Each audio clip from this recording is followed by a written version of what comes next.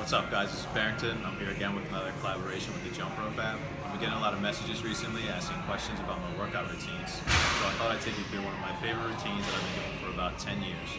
Today I'm going to be training back and biceps, and it starts with some compound movements and ends with some isolation exercises. I always start with a 5-minute cardio warm-up, and I definitely recommend that you do too. It helps to get the blood flowing and lubricate your joints. Any piece of cardio equipment will do, but I have a bad knee, so I like the elliptical.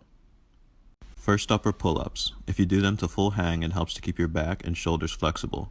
If you can't do any pull-ups, then use a lat pull-down machine instead and slowly work your way up in strength until you can do a pull-up. If your gym has an assisted pull-up machine, take advantage of that so that you can do more reps until you get stronger.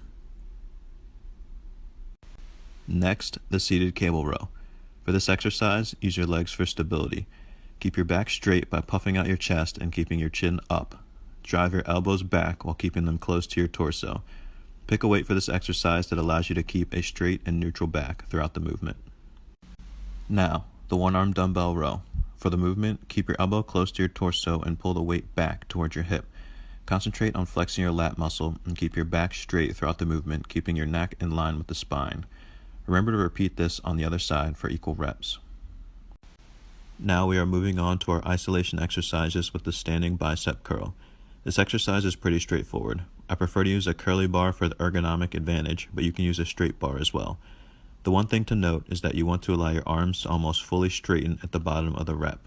You're going to get growth in your biceps by working them throughout the full range of motion, from a slight stretch to full contraction. To finish up, the incline dumbbell curl. I have seen variation in this for head and neck placement, so I'd say just allow your head and neck to go where it feels the most comfortable. This exercise really targets your biceps, so you won't need much weight here. Also, at this point in your workout, your bicep muscles will be nearing exhaustion. You can see that I start to struggle on the last rep, even though it's only 25 pounds.